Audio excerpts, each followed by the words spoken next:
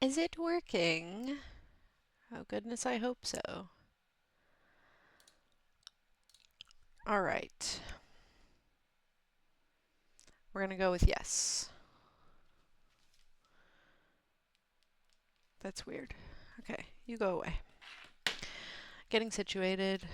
Getting situated.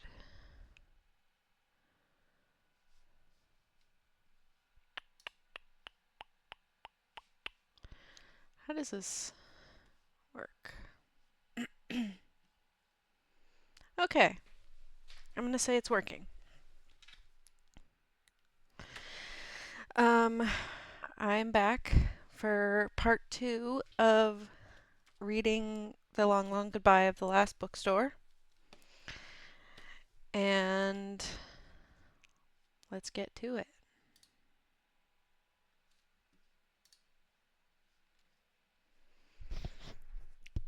Sorry. All right. Maybe we can get through like 50 pages like last time. It's freezing in here. Oh my god. And that's really fucking hot. Cool. All right.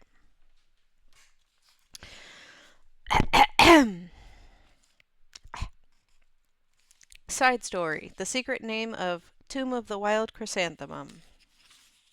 Ah, yes, I remember now. It's all coming back to me. The news that Kuomoto Books would be closing profoundly impacted Akio. He turned 56 this past year, and had spent his youth in the small town of Tohoku, where Kuomoto Books was located. Standing in the gap between other buildings, the tall and slim bookstore wasn't far from the station, and was the first place the townsfolk went when they wanted to buy something to read.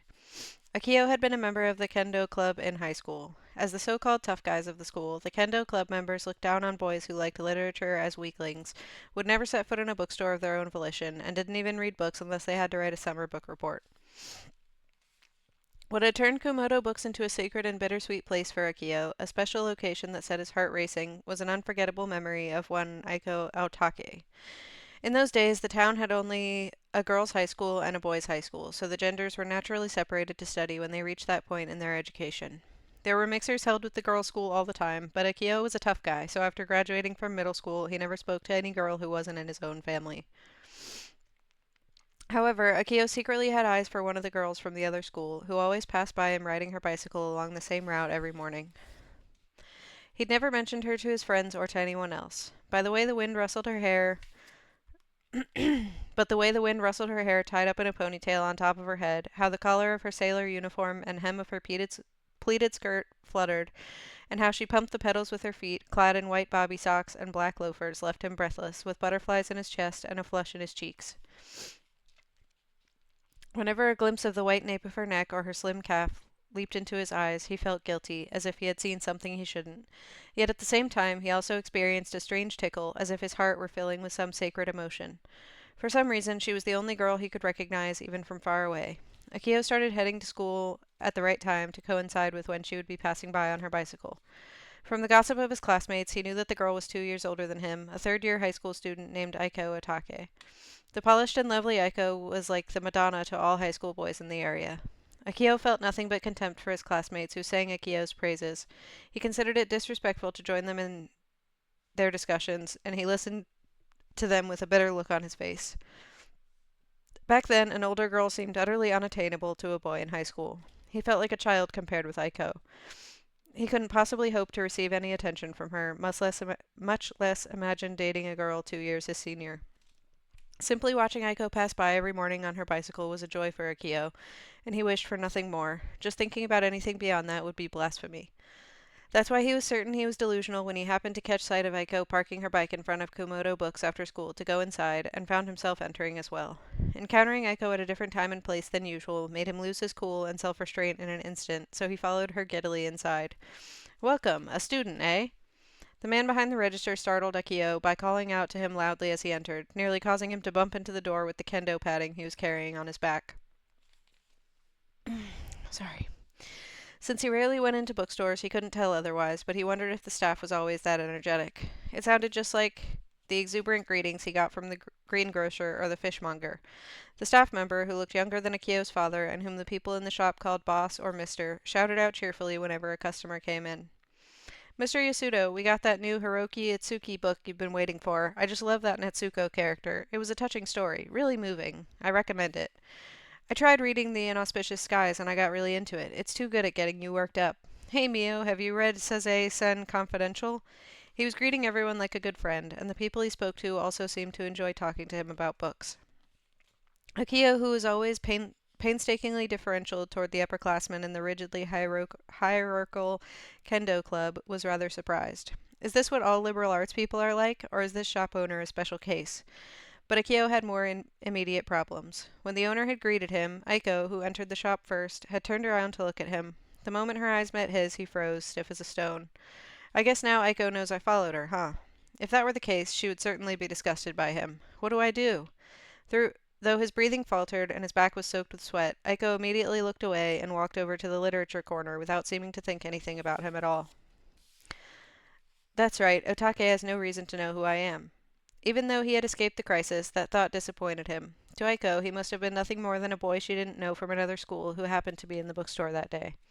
She probably wasn't even aware that she had been passing by Akio for every day on her way to school as she nimbly pedaled her bicycle.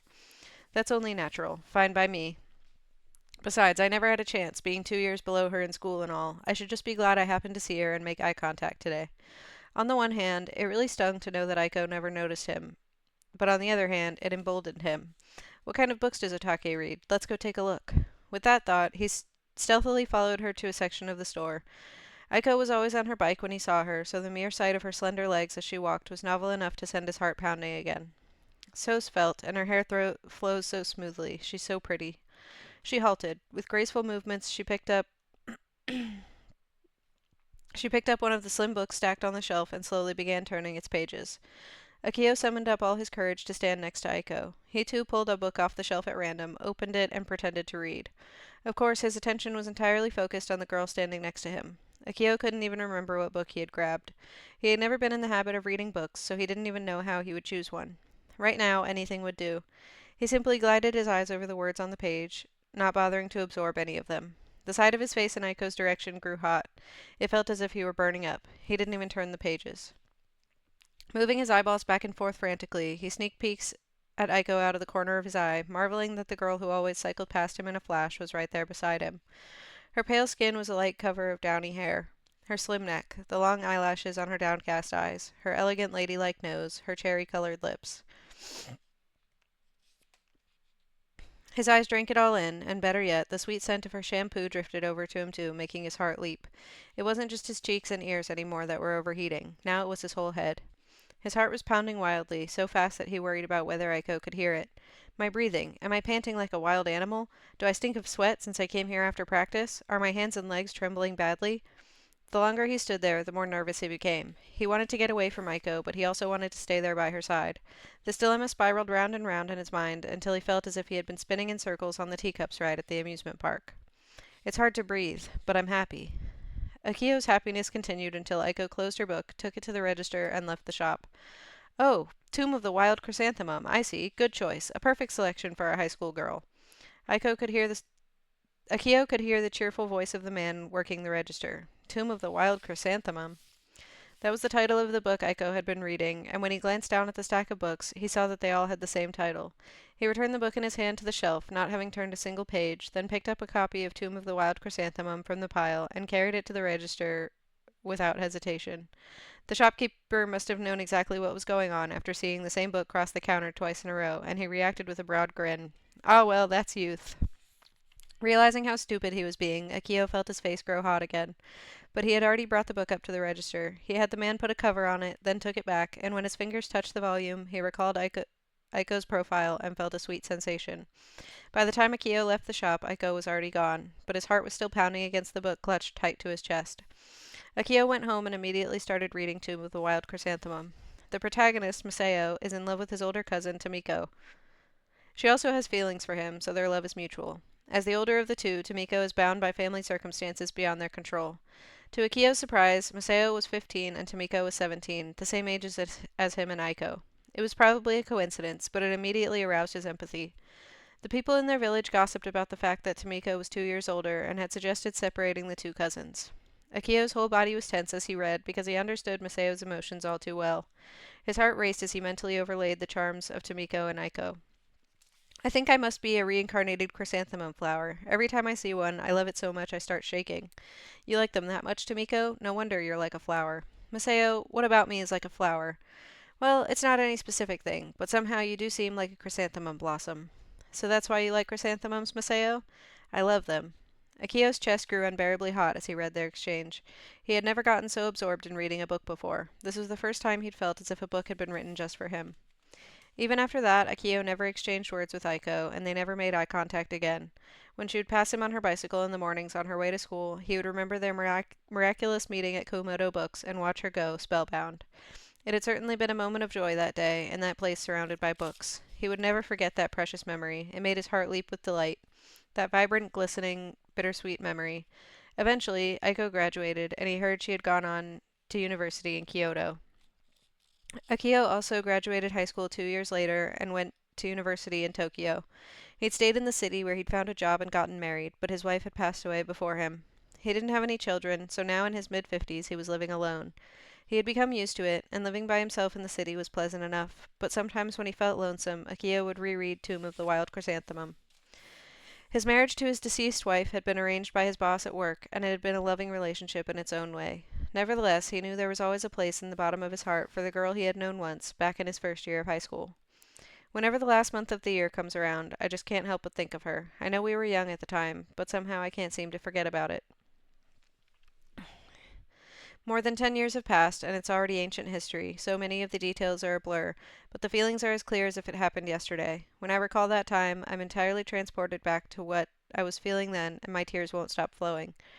There were both happy and sad times, so I never thought I would forget them. But the more I think of them, the more desperately I crave to return to those dreamlike days.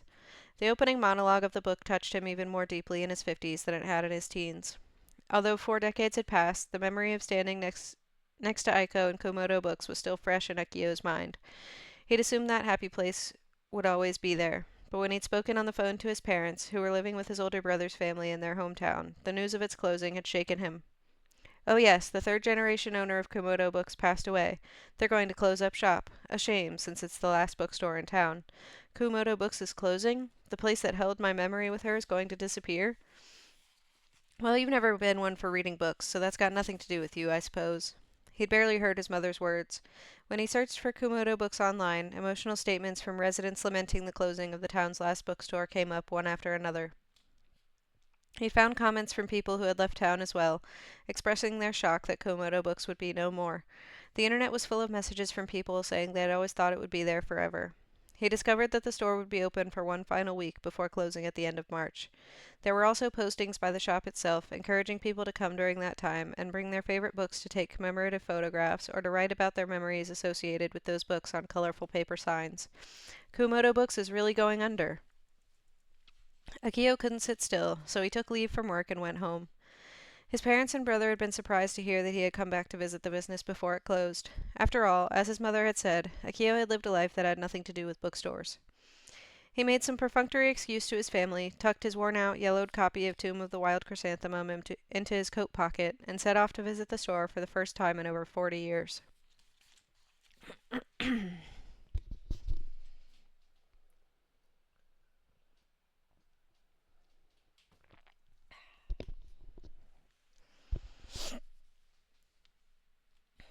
It was already the end of March, but compared with Tokyo, winter in Tohoku was long and harsh.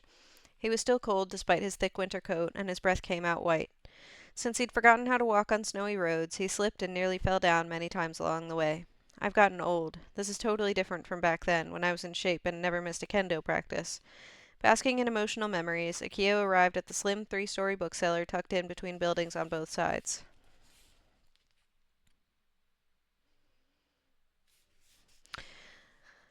Despite the passing of the years, the moment he saw the glass door with the name Komodo Books stenciled on it, he could almost see a vision of the girl in a ponytail parking her bike out front, opening the door, and going inside. Without meaning to, he put his hand over his heart and stood stock still. With his heart pounding just as hard as it had back then, he pushed the door open. Welcome! A boy at the first floor register was wearing large glasses and an apron, and he cheerfully greeted Akio. His soft-looking black hair bounced lightly when he moved. He looked like a high schooler working part-time. The way he clearly and brightly informed the customers about the closing sale was reminiscent of the good-humored, jovial second owner. That man had suddenly taken ill and had passed away young. And now his son, who had inherited the shop after him, had lost his life to an unfortunate accident. The last bookstore in town would soon be closing up shop. Near the entrance, rare titles and books signed by visiting authors were on display. One that stood out among them was A Funeral for Kanayama Books, a bookseller from about 20 years ago that had been so popular that even Akio, who didn't read books, knew its title and basic story. The author, Koichi Tamagami, was from this town, and there was even a signed copy in his parents' house. Such a famous guy held a signing in a place like this, huh? I guess books really were booming back then. It had been an era when everyone was reading and talking about books, and bookstores had a real sheen to them. The same was true of Akio. It had been a youthful time, when his heart had danced and his cheeks had flushed, and he'd felt love bubbling up inside himself. Back then, he had been really inexperienced and awkward. If I had been who I am now, I bet I could have acted a little slicker around Aiko. Akio had heard that after graduating from university, she had gotten married in Kyoto. So maybe... But that was nothing more than a pointless daydream. He smiled bitterly at himself for fantasizing as the boy in glasses explained how to write a paper sign for the store's closing sale. "Did you bring a book with you today?" the boy asked. Feeling awkward, Akio pulled Tomb of the Wild Chrysanthemum from his pocket. "It's not a book for an old guy like me, but I was young once too, 40 years ago." Behind his glasses, the boy's eyes widened slightly. With an expression as if he was straining his ears to hear something, he stared at the image of a chrysanthemum on the cover. What's going on? He wondered if the boy was surprised to see that a man in his 50s had been holding on dearly to Tomb of the Wild Chrysanthemum. As Akio stood there, regarding showing anyone his book, the boy's big eyes suddenly shifted and looked up at him, sparkling behind his lenses. "Sir, by any chance were you in the kendo club?" "Huh? Yeah, in high school." Why would he ask something like that? And how did he know I was in the kendo club? With an even more cheerful expression than before, the boy shouted happily, "I knew it! Sir, thank you so much for reading this book over and over until it got this worn out. The book is very happy about it." "Aw." The boy bowed deeply to him as he said these words of thanks, as if he was a friend of the book itself. "I'm certain this is the book's way of returning the favor. There's someone here who has been waiting for you. Please come with me." As he came out from behind the register, the boy seemed impassioned, as if he might run off at any second. Akio was dumbfounded. What on earth is happening? "Wait, Inoki!" Startled, the other staff member who had been behind the register shouted after him. "Sorry, Miss Tsuburaya. The book is saying this can't wait. I'll be right back." With a smile of boundless cheer on his face, the boy answered the clever-looking woman whom he had called Tsuburaya. Still bewildered, Akio quickened his pace at the boy's urging. "Someone waiting? A book returning a favor? I don't get it at all. What's this kid talking about?" "Hey, kid, who the heck are you?" He didn't get to finish his question, because just then the boy turned around, and with happiness glistening in his eyes behind his glasses, he said, "I am a voice for books." Akio was even more confused than before, and the small bespectacled clerk hurried on ahead impatiently, his black hair bouncing softly, and the hem of his store apron fluttering. He went straight down the aisle to the literature section on the first floor, then turned and turned again. He was headed for the paperbacks area, where a desk had been set up for people to create their paper signs. Right in front of them was a slim woman bent over the table, writing on her sign. The moment Akio saw her, his heart nearly stopped. 41 years had passed, but he knew her at a glance. She had kept her looks, her downturned eyes, her graceful neck, her elegant nose and mouth. And even now, after more than 40 years, she still projected an elegance like a blossoming flower. Aiko Otake, the girl on the bike. Hold on.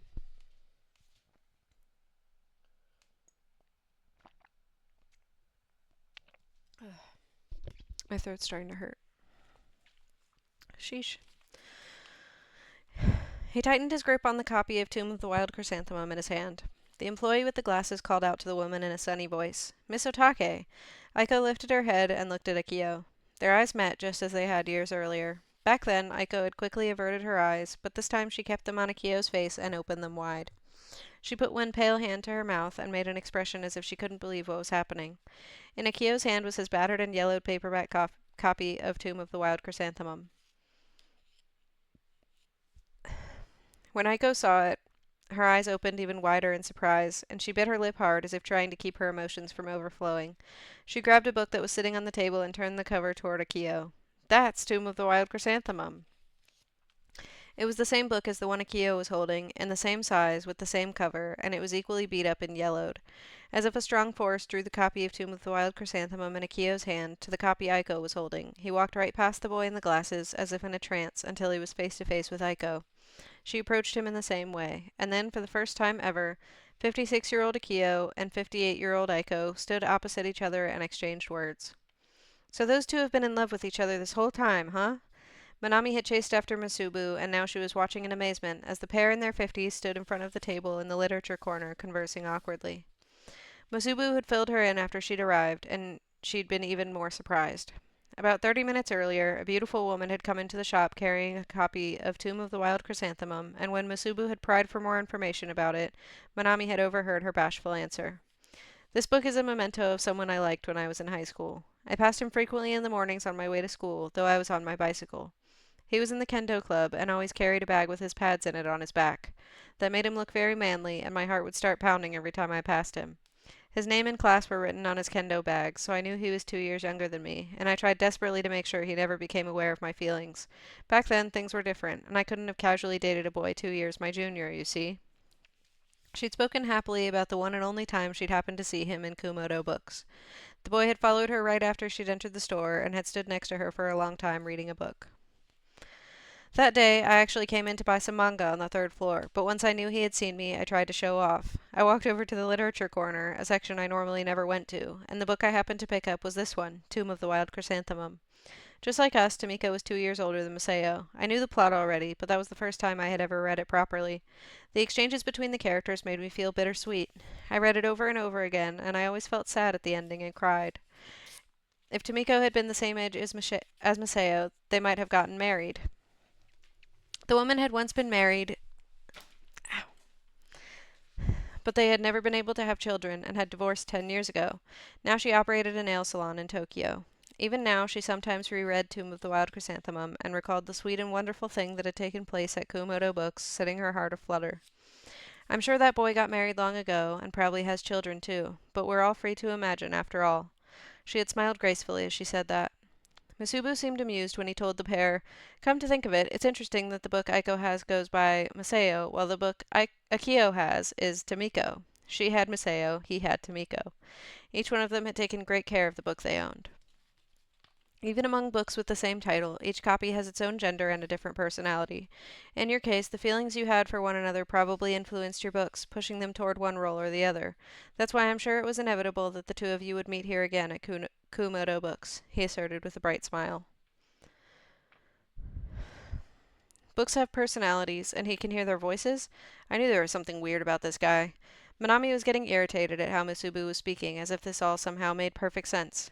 But the thought of two people who bought the same titles at Kumodo Books being tied together does make me happy. The books pulling toward and calling out for each other. It would be nice if it were true. I think books have a power to bind people together. Iman had frequently told that to Manami in his calm, gentle voice, as he poured tea in the gray office that smelled of flowers. People who read the same books empathize with each other and become closer. The books become a starting point for conversation. One person gives a book that is special and important to them to another. People can make real connections through books like that. I think it's wonderful to be able to help that happen. I'm sure the boss would be smiling if he were here now. I heard Tomiko and Masao calling out bravely to each other over and over again, and my heart was touched. Old romance novels are so naive and adorable, aren't they? Masubu's eyes narrowed happily behind his lenses, almost as if he himself had been linked to somebody by love. He looks a little like the boss when he does that. I am a voice for books.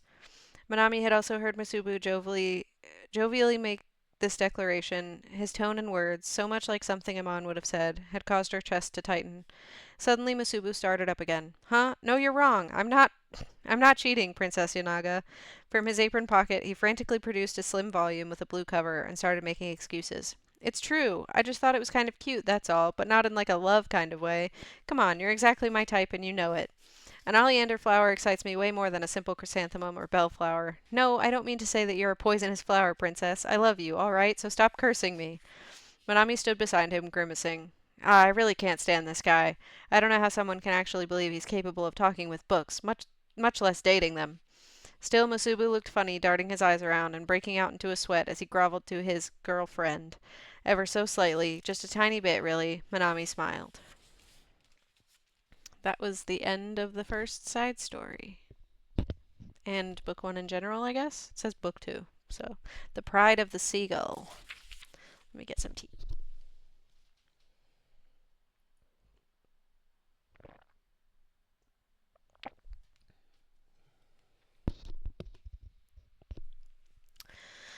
Okay. I didn't pay attention to what page we started on, and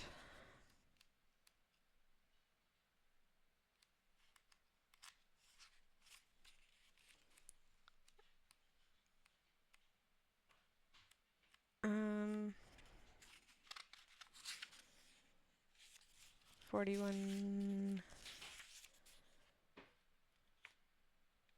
Okay, I guess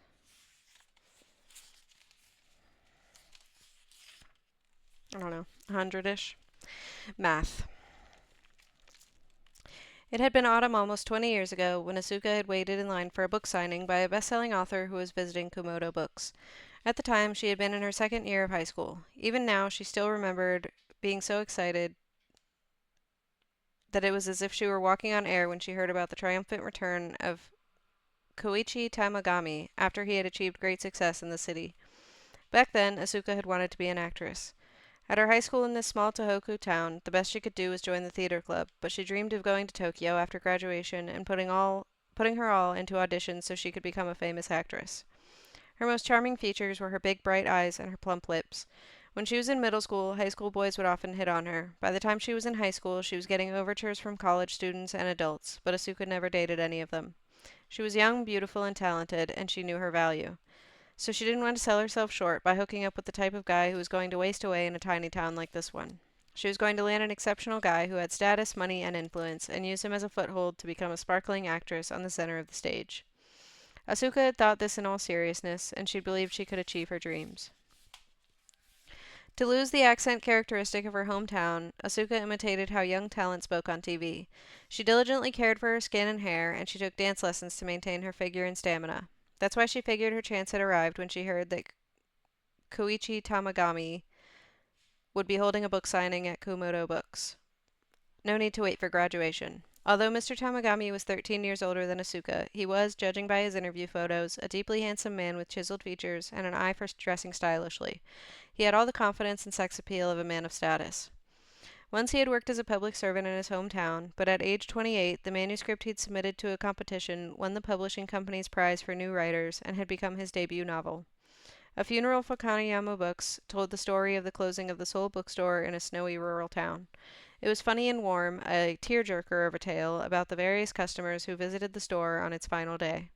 It became an instant bestseller, and a hit movie adaptation with a long cast list of famous actors and actresses soon followed. It was slated to become a new television drama as well. At the moment, Mr. Tamagami was the biggest author around.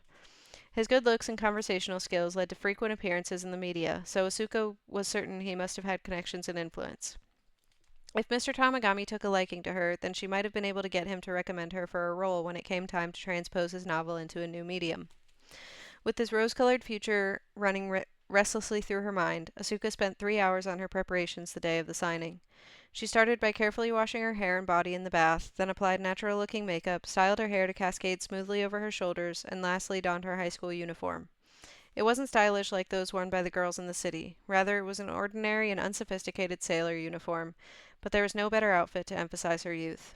Heart-pounding with nervousness, she walked over to the narrow three-story building not far from the train station, only to find that a line had formed outside the shop. "I'm late!" Asuka had underestimated Mr. Tamagami's popularity. Flustered, she purchased his new book at the first-floor register, then got in line. She had purposely chosen to buy his latest title instead of his big hit because she calculated she would have more appeal if she seemed different from all the other bandwagon fans. Asuka figured he must be tired of hearing everyone's reviews of A Funeral for Kaneyama Books and would find that boring. As an author, he would certainly be happier to hear someone say they had bought and enjoyed his latest work. If she felt like it, she could even try saying something like, your debut novel was also really great, but I thought your new story was more moving." Everyone else in line was holding a copy of A Funeral for Kaneyama Books, and Asuka felt a little bit proud of herself. "See, I knew it. I'm different from all you people." With her heart full of anticipation, she waited almost 2 hours. While she was in line, the owner, a kindly-looking man in glasses, came out of the shop with a sweet and welcoming lady who seemed to be his wife. They distributed drinks in paper cups and pieces of chocolate to those in the queue. Thank you for visiting our shop today. Our apologies for the delay. If you'd like, you could pass the time by reading Mr. Tamagami's books. They're quite entertaining, so your wait will go by in a flash. The shop owner looked on with gentle eyes from behind his glasses as he spoke. Beside him, his beaming wife held out a basket filled with individually wrapped chocolates. Eventually, finally, Asuka stood before Koichi Tamagami. He looks just like the photos I saw in the articles. That should have been obvious, since he was the man himself, but her heart pounded at the sight of him. Koichi Tamagami in the flesh was also a handsome man with chiseled features. He wore a suit that appeared to be from an Italian brand, and he was overflowing with confidence and sex appeal. This is what someone who fled this little town to find success in the big city looks like. Asuka felt as if her entire body had become one big heart, the throbbing intensifying. She held out her book. "Oh, the new one!" Mr. Tamagami's eyes opened a little wider, and his expression softened. When she saw that, Asuka was glad she had chosen his new book. A hint of interest in his eyes, he raised his head to gaze at Asuka. A look of appreciation passed over his face as he took in Asuka's youth and beauty, and his manly, sensual mouth spread into an even wider smile. "You're a high school student. What year?" "I'm in my second year, 17 years old." She made sure to smile not as if she was flirting, but rather to give off a sense of innocence and bashfulness, but not too timid, still cheerful. The night before, she had practiced thoroughly in front of a mirror, so she was sure she must be smiling the way she intended. She could tell it was working from Mr. Tamagami's reaction, the way he narrowed his eyes as though looking at something radiant. 17, huh? So young. You're young yourself. You look even cooler in person. Ha! I can't believe I'm getting compliments from a high school girl. Thank you. I'm glad I held this book signing. This new novel might be a little difficult for someone your age, but please give it a read. Okay, after I read it, could I send you my thoughts? Of course. I'm already looking forward to it. Ah, so your name is Asuka, like the Asuka period of Japanese history. That's a great name. Asuka had taken out the piece of paper where she'd written down the name she wanted him to mention when he signed the book. Mr. Tamagami had looked at the paper and had commented on it. Thank you very much. I like that the characters can also mean a bird in flight, so I'm happy you had the same thought. That part was true. When she was in elementary school, Asuka had hated being the only one with her name written in katakana, so she had come up with some kanji characters for it. She thought that being a bird in flight was cool, so that's how she decided to think about her name.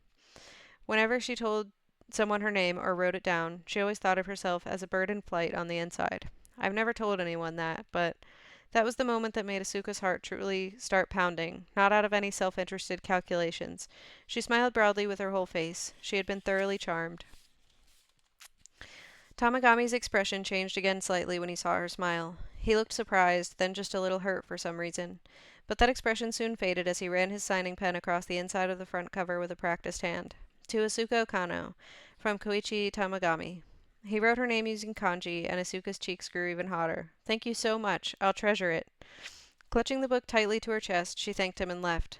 She knew she'd stirred something in him, so Asuka decided to make another attempt. After the book signing had ended, she'd waited for Mr. Tamagami to come out the back door of the bookstore. She hung around the exit like a devoted fan. Some famous people don't like that, and in those cases, it can have the opposite effect from what's intended and give a bad impression. However, Asuka thought there was a good chance of success from the sense of Mr. Tamagami she'd gotten during the signing. She could tell he was interested by the way he'd looked at her. Though it was still autumn, the temperature dropped steadily as the sun went down, and she grew cold because she was only in her sailor uniform. He just wasn't coming out. She wondered if he'd already gone home. By the time the door opened and Mr. Tamagami stepped out wearing a trench coat, Asuka was hugging her shoulders with frigid hands and sniffing dejectedly. He was speaking to that kind-looking owner with the glasses from the doorway. Koichi, thank you so much for today. All the customers were so pleased. Come again sometime. Sure, it was fun for me too, Amon. And Yeiko, she looks well. That's a relief. You should stay a while longer next time. My wife wants to treat you to some of her home cooking, and if you're so inclined, I'd like to take you up to my office and spend all night chatting like we used to. We're not young anymore, so I don't know about that, but I'll look forward to Yeiko's cooking. All right, I'll tell her. Tamagami, talk to you later, yeah? I don't really answer my phone when I get busy writing, so if you could send an email or fax, that would be great. Got it. I'll email you. Tamagami said goodbye with a smile, turned his back on the bookstore owner, and walked off. The owner waved as he left, his eyes narrowed in a gentle grin. Asuka followed after the author. I've got to say something to him before he gets to the station. Once we get past this road, there will be lots more people. It's now or never. Mr. Tamagami! When she saw what he looked like when he turned around, Asuka felt as if she had been doused in iced water and was instantly regretful. For whatever reason, he wore an incredibly grim expression. His face was twisted in pain, and he was clenching his teeth. Intense anger and anguish filled his eyes, and he glared at her as if seeking somewhere to discharge those emotions. He looks like a totally different person than at the signing. Tamagami looked as though he had just committed a murder a moment ago. That's how fierce and violent he appeared. Is this man really the same Tamagami I met this afternoon? Your new book. I started reading it and I enjoyed it. I couldn't put it down, and I really wanted to give you my thoughts right away, so I. Both Asuka's voice and legs were trembling. He's scary. I want to run away. She knew her face must have been pitiful, like a stupid baby rabbit that had happened upon a wolf. Tamagami seemed to realize she was the high school student who had come to his book signing, and the blazing light disappeared from his eyes. But in its place, exhaustion and distress marred his face as he questioned her. Oh, it's you. Did you wait for me this whole time? Weren't you cold? No, I'm fine. Besides, I was reading your book as I waited, so the time flew by. Tamagami grimaced at the phrase Asuka had borrowed from the bespectacled shop owner. Then he put on a weak smile, stretched out his hand, and touched Asuka's cheek. At that moment, she felt as if his large hand could crush her whole face, and a chill went up her spine. Ah, I knew you'd be cold. His warm palm completely covered Asuka's right cheek. His dark eyes glared down at her. Scared. I'm scared. I'm fine. She just barely managed to mumble the words. When she did, Tamagami responded in a mild voice this time, with an extremely tender look in his eye. You're like Nina from The Seagull. Seagull? It's a play by Chekhov. Nina's the heroine. She dreams of becoming an actress. An actress! Her heart had been calmed by Tamagami's gentle tone of voice, but now it began pounding again. It was as if he'd pierced straight straight through to the motivation behind Asuka's actions. This was probably not his first encounter with a girl who was trying to get close to a famous and influential person, just as Asuka was. I'm sure that's what happened. I'm such an idiot. He must hate me for being such a selfish, wanton girl. If you're Nina, that must make me Trigorin, the author who takes her away with him to the city. He had figured out everything, including that Asuka longed to escape to the city, far away from this small town. But there was no backing out now. She didn't know what kind of person Trigorin was or what happened to Nina, but so what will you do? I'll probably ruin you, you know. A dark shadow had again descended over Tamagami's face as he looked down at Asuka. The smile had completely disappeared from his lips, and some kind of heart-rending emotion was welling up in his narrowed eyes. Why is this man making such a miserable face? He looks like he can see my future and feels sorry for me. Summoning all her courage, Asuka answered him. That's fine. Almost 20 years have gone by since then. Now 36, Asuka mumbled this as she stared vacantly at the snow-covered rice paddies and fields that flowed past the train window. She had spent one night with Tamagami when she was 17, then dropped out of high school at 18 and started living with him in his Tokyo apartment. That had lasted only 3 years. No, better to say they'd kept it going for 3 whole years. Tamagami could have cast her aside after a single night, so in some sense their relationship had been quite serious. Through his intervention, Asuka had been able to attach herself to an entertainment company and had performed small parts in television dramas and on stage. After she'd separated from Tamagami, she'd quit the company and had become a free agent, and now she was an actress with a small theatrical troupe. They didn't perform in public exhibitions or at big fancy theaters. No, their shows were in underground venues where the audience sat on plastic sheets while they watched. Of course, that didn't pay enough to live on, so she worked in a nightclub as well, but considering her age, she wasn't sure how long she could keep doing that. Asuka's value had dropped substantially. Just like Nina and the Seagull, huh? Even now, she frequently reread her small copy of Chekhov's collected plays. The aspiring actress Nina falls in love with Trigorin, a much older writer of about her father's age, who visits her village, and she goes to the city with him. However, she never gets a hold of the success she dreams of, and Trigorin reconciles with a lover from his past. Nina just barely continues to scrape by as an actress, sometimes stealthily returning to her home village to look at the handmade stage where she had stood as a young girl. Nina's situation was just like the one Asuka found herself in now. Asuka had first met Tamagami at Kumamoto Books. When she'd learned that it was closing, she'd gotten the urge to see the place that held so many feelings one last time before it disappeared, no matter what. She'd packed her paperback copy of The Seagull, which included the namesake work and other Chekhov plays, plus the barest essentials, in a small suitcase, and had gotten on the train. She could have saved money by not taking the Shinkansen, but that would have cost time. The high-speed train could get her there in little over an hour. Otherwise, it was a 4-hour trip that included train changes and waiting times. As she stared vacantly out the window, she recalled this and that from the past and felt herself getting choked up. The passing scenery grew winterier along the way, and as the temperature dropped, the number of riders decreased, until eventually Asuka was the only person in the car. In a hoarse voice, she mumbled some of Nina's lines, which she had entirely memorized.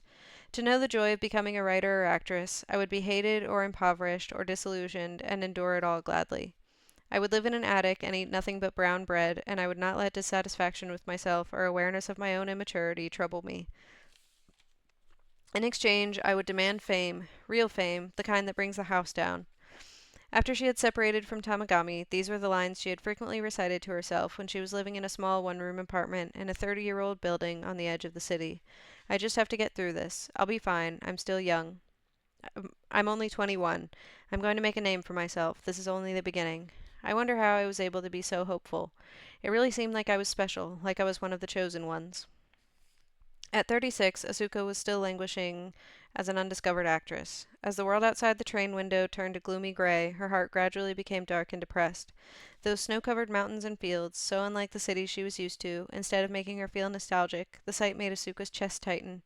She felt as if she were trapped inside the cold, heavy snow, with her limbs going stiff, freezing solid.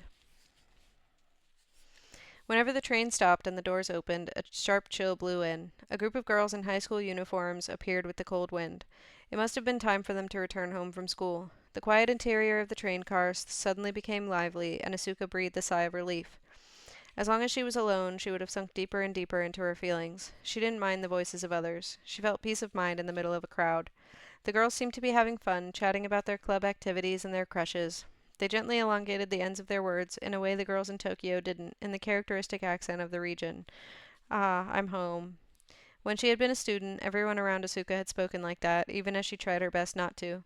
But when she joined the entertainment company in Tokyo, it had been the first thing they told her. You've got an accent. You'd better fix it. Or would you rather play provincial characters? If you go that route, your roles will be limited, and you'll do best on variety shows.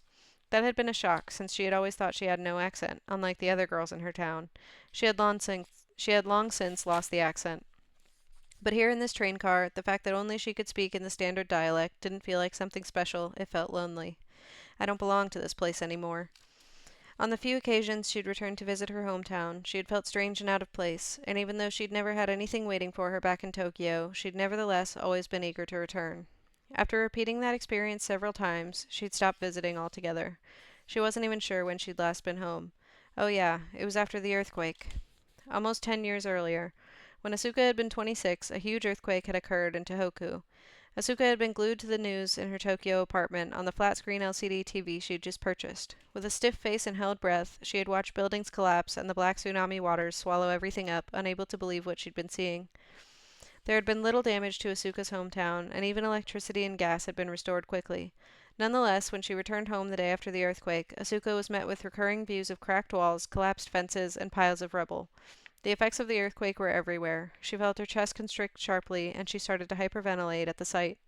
The main street of town was lined with closed and shuttered businesses. It seemed as if the town was headed for extinction, and that frightened her. Even after she'd gone back to Tokyo, the news she'd received from home had been all about some store closing or some school being shut down, and she would get choked up every time.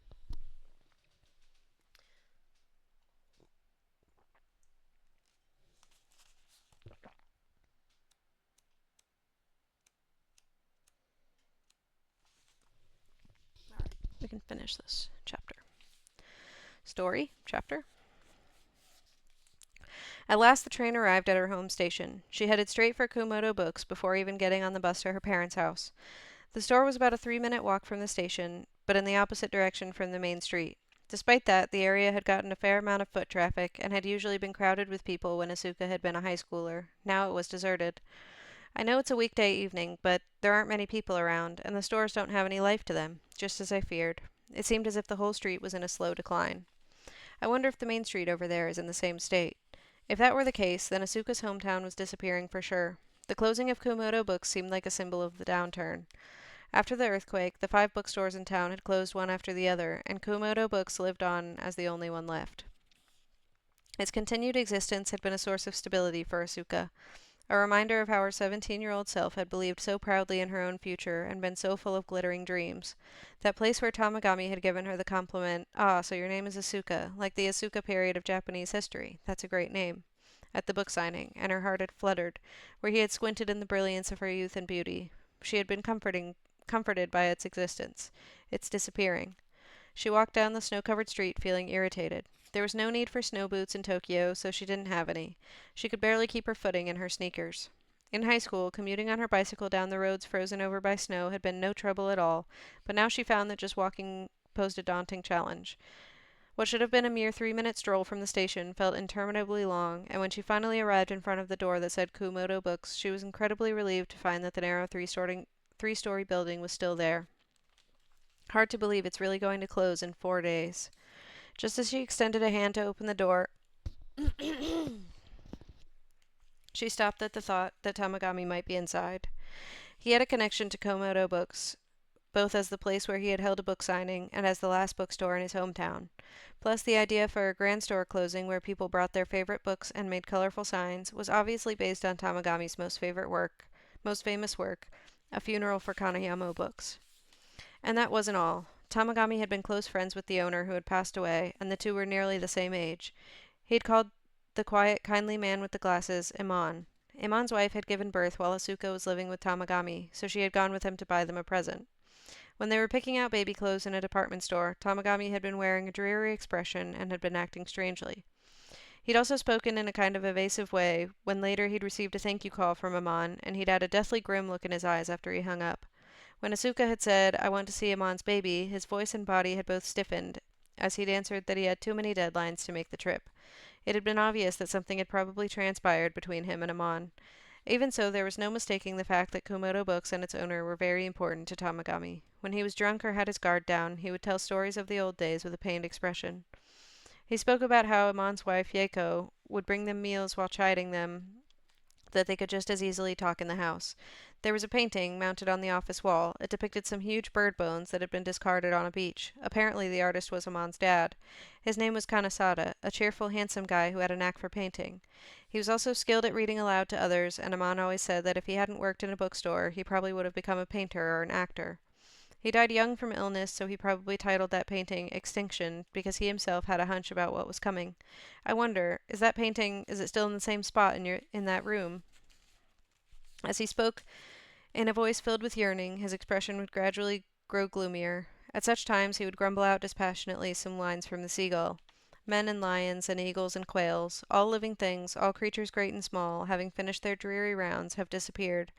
After many thousands of centuries, the earth carries not one living thing, only the miserable moon continues shining its light in vain. In a low voice, sadly, so sadly, tears would trickle down his cheeks. Asuka lived with him for 3 years, but he never let her know what he was hiding inside. He never told her what he wanted. He never told her why he took her in. He never even told her if he loved her. Tamagami never let her see his true feelings, and when she grew tired of trying to guess, she left. Despite that, he still had a strong pull on her. Even after they'd separated, she kept thinking about his feelings. He was still a total enigma, but she had sensed that he was simultaneously avoiding Komodo Books and Amon, while also longing to visit. So Tamagami is probably here. There's a good chance I'll see him again. But I knew that before I came here, didn't I? Asuka laughed at herself for worrying about that now. After all, when she had heard that Komodo Books would be open for one last week before closing, the first thing that had popped up in her mind had been that she might find Tamagami there. I want to see him. But now that I'm 36 and not 17, I won't be able to charm him again. Just the possibility he would think that I've grown dull and ugly with age repulses me. I don't want to see him. Asuka was of two minds about it, and she stood there for a long time, warring with herself. I want to see him. I'm afraid to see him. I don't want to see him. What will happen if I see him now? Tamagami couldn't change Asuka's unhappy life, nor did she want him to. For one thing, his influence as a writer had waned since then, so why can't I help but want to see him? Another customer came up behind her. Asuka was standing in front of the entrance, blocking the way. She pushed forcefully against the door and stepped into the shop. Welcome. A boy in glasses behind the first-floor register greeted her cheerfully. His soft-looking black hair bounced a little as he moved. Did you bring a book with you today, ma'am? We're doing photographs and making displays over there, so please feel free to participate.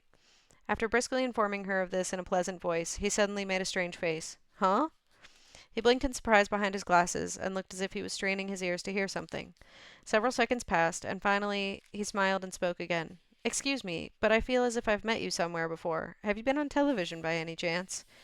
No, Asuka answered with a bitter smile. Even if he had seen some program she had appeared in, she was probably in either a background role or, at best, the part of a wife forced into sex work by her husband's secret debts in some awful reenactment clip. She was embarrassed to be thought of as an actress who could only get those types of roles. Is that so? You're so lovely, I thought for sure that was it. Please excuse me. His carefree way of talking resembled that of the late owner a little. Iman had also worn glasses and had a kind, gentle face, too. If someone had told her he was Iman's kid, she probably would have believed them. As she walked away from the register, she heard the boy with glasses quietly making excuses to somebody. It's not cheating. I just said that because everyone was making a fuss. Anyway, it wasn't cheating. The boy's girlfriend had probably come to hang out at the shop and had gotten jealous from overhearing his exchange with Asuka a moment ago. I mean, close enough, yeah. Somehow that seemed sweet and left her with a bit of a tender feeling. Come to think of it, that boy with glasses didn't have an accent. Did he come here from somewhere else? She didn't have long to think about it. When Asuka discovered there was a copy of The Seagull on a shelf in the paperbacks corner, a copy that had the exact same cover as the book she had in her bag, she felt as if something transparent had pierced through the soft parts in the depths of her chest. Her mind transported back to when she was 17.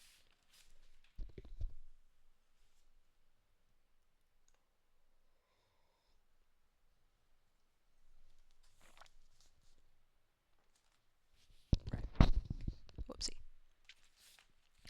After spending the night with Tamagami, accepting a business card with his contact information written on it, and parting at the station, Asuka had hurried back to Komodo Books to look for the seagull. She had been curious to know what kind of girl Nina was and how Trigorin had destroyed her. You're like Nina and the seagull. So what will you do? I'll probably ruin you, you know. She found the seagull lined up on a shelf with Chekhov's other works, purchased it at the counter, and turned the pages with a pounding heart in the corner of a noisy fast food restaurant. The young and pure Nina, who dreams of being an actress, gets involved on a whim with Trigorin, a famous author, who considers their relationship nothing more than inspiration for a trifling short story. Though Nina starts living with Trigorin in the city, love's hardships and jealousy wear her down, and she loses her confidence as an actress. I never knew what to do with my hands. I couldn't stand right, and voice control was beyond me. You can't possibly imagine what it's like to know you're awful on stage. The person Nina is appealing to in that scene is not Trigorin, but a young man nicknamed Kostia, an old friend. He is also an author and has always been in love with Nina, but Nina, of course, loves Trigorin. Without so much as touching her cooling cup of coffee, 17-year-old Asuka read on breathlessly and swore she wouldn't turn out like the actress in The Seagull. I'm not going to be tossed aside by Tamagami like Nina was, and I'm definitely going to succeed as an actress. 36-year-old Asuka stretched out her hand toward the bookshelf, the memory of her painfully arrogant 17-year-old self gnawing at her breast. She already knew all too well of the sadness and despair, hopes and prayers, and endless perseverance of the country-bred dreamer of a girl contained within that slim collection of plays. When she pulled it off the shelf and held it in her hands, she noticed how incredibly smooth the cover was, how the pages weren't yellowed or warped at all. It was pretty compared with the old copy of The Seagull that was in her bag. It was really pretty.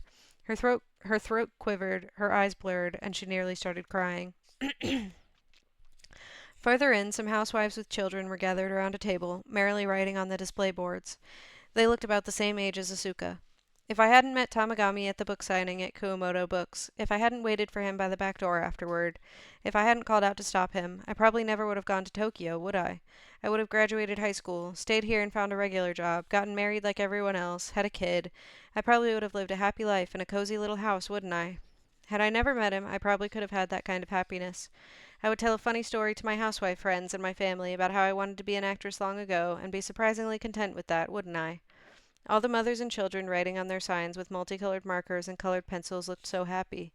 In this town, Asuka, who at 36 had still not achieved anything that could be called success as an actress, nor even landed a steady job, Asuka, who was working in a hostess club, was a persona non grata. This might be her hometown, but she couldn't step into that happy-looking circle. She was sure that if any of her classmates from high school saw her now, they would ridicule her for being conceited enough to think she had been special. You used to look down on us, but you're performing at underground theaters at age 36. You can't exactly call yourself an actress, can you? And there's no way you're making a living that way, is there? Looking down at the glossy brand new copy of The Seagull, she felt as if she were about to burst from unhappiness and loneliness. I want to go home. This may be the place where I was born, but it's no longer the place I belong. I want to go back to Tokyo. There, no one knew the 17-year-old me. Why did I come here? It's not like I can go back to being 17. My seagull is all beat up. It doesn't have any of this luster left. It's not beautiful anymore. The pages are creased and yellowed. Brand new copy of The Seagull in hand, Asuka endured a stinging pain in her chest and stared at the ground. Asuka? The voice of someone she had wanted to see so badly she could hardly stand it, but at the same time couldn't help but fear seeing, called out to her. Her heart pounded loudly, and her whole body wound itself up tight. When she looked up stiffly, she saw Tamagami standing there, wearing a trench coat over his suit, holding a designer business bag in one hand. He had a bewildered expression on his face. I never expected to run into you. What are you up to these days? Asuka blinked away her tears and put on a smile just as if she were standing on stage. It's been a while, Tamagami. I had a feeling I would see you here. I'm acting in various roles in a small theater. Surely Tamagami realized she couldn't be living off just that. He frowned sadly. Am I really worn out enough to force him into making such an awful face? But wow, he's really aged. He used to be full of confidence, a dazzling star. Now he looks kind of distressed and lonesome. Ah, that's it. This is exactly how he used to look when he drank too much and got depressed. But he never used to show this dour face outside. We're giving another public performance next month. My part is the second lead. It's quite a good role. Come and see the play if you want. I also perform at a club in Tsukiji, so if you're interested, you can come see me there too. I'll get you in cheap, the ex-boyfriend special. Asuka smiled again, wanting to convey to him that her life now was fulfilling. She tried to speak cheerfully. The more wounded he looked, the more impatient she became. She tried to smile even more. His gaze dropped to her hand. He noticed the title of the book she was The Seagull, huh? I knew it. I was Trigorin, and I ruined you. Asuka tried to smile again, and she couldn't. Not only his words, but also the miserable look in his eyes pierced her heart. I'm completely exhausted. I want to rest for a moment. Just rest. I am a seagull. No, that's not right. A man who appeared by who ha- a man who happened by saw a gull and killed it in a fit of boredom. It could be an idea for a short story. No, that's not right. What did I mean to say? Scraps of Nina's lines from when she was worn out, tired, and hopeless reverberated in Asuka's mind. If I hadn't met Tamagami, if I hadn't tried to get close to him, if I hadn't boarded the train to Tokyo, I'm having those thoughts again. For a moment, an image of herself living happily without having ever met Tamagami, finishing high school, getting married in this town, having a child, ran through her mind. Happily? Really? No, that's not right. The inside of Asuka's head flared up with heat, and she shouted in her heart. A strong feeling of outrage instantly seized her. Nina's words that she had read aloud to herself over and over again, and the emotions and determination contained within, whirled up inside her mind. She felt as if she could hear the fluttering of bird wings. Suddenly she looked up and stared at Tamagami straight on. Then she spoke in an unwavering, powerful voice.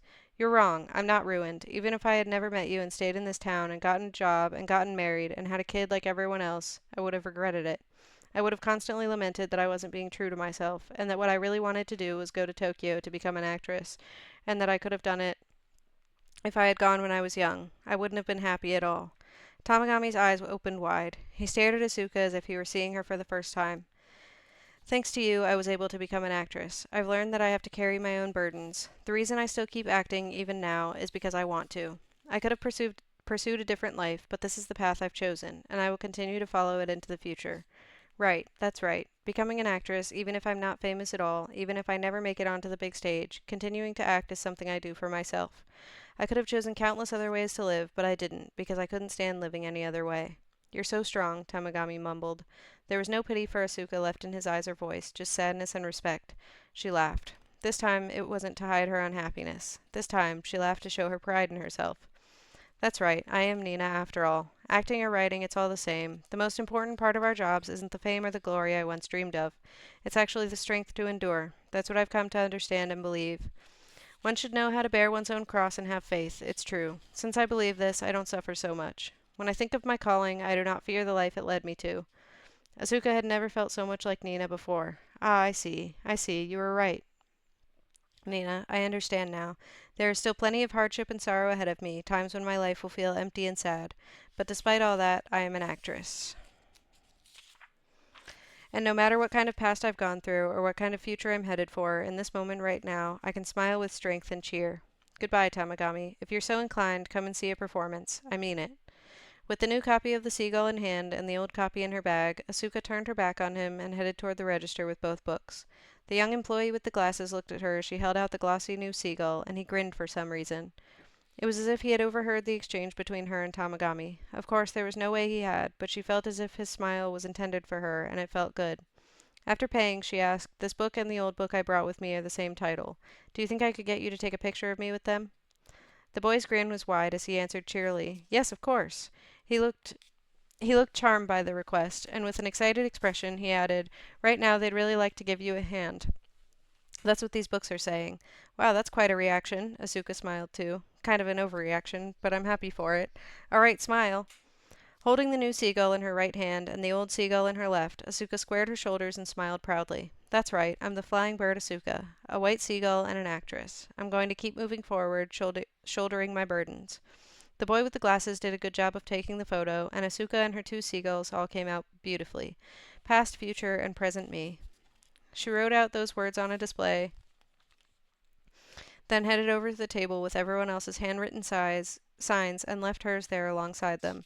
Bright, warm, joyous, pure, gentle, refreshed, the colorful boards were like a field of flowers, each one bearing a different emotion. And then, as if somehow compelled to, she found Tamagami's sign. The accompanying photograph showed only the cover of a book, but the message scrawled across the sign was written in Tamagami's hand and had his signature. As she was reading Tamagami's message, all the cheerful warmth quickly drained from Asuka's body, and she was struck by a terrible chill. What should I do? Icy fingers crawled up her spine, and her throat tightened with anxiety and fear. Surely I'm overthinking it. I talked to Tamagami just a minute ago. His face was gloomy, but he didn't seem that tormented. But then he's never been one to show his real feelings, even when we were living together. "Ma'am, is something the matter?" She had probably gone very pale. The employee with the glasses had approached her unnoticed and addressed her with concern in his voice. Staring directly at her, his big black eyes filled with earnest concern. It seemed as if he wanted to help Asuka however he could. Without thinking, Asuka blurted out the dark worry swirling around in her heart. "Please don't let Tamagami out of your sight. I think he might have come here to kill himself." It had occurred to her that Tamagami wasn't really Trigorin, but actually Kostaya, who despaired of life and in the end chose death. Well, Jesus, that went dark. Okay, well, that was the end. Um, I guess next time we'll do the next side story. Next Saturday. I didn't even get halfway through my tea. Boy. Okay, cool. Good stuff. Good chat. Farewell. Have a lovely week or something.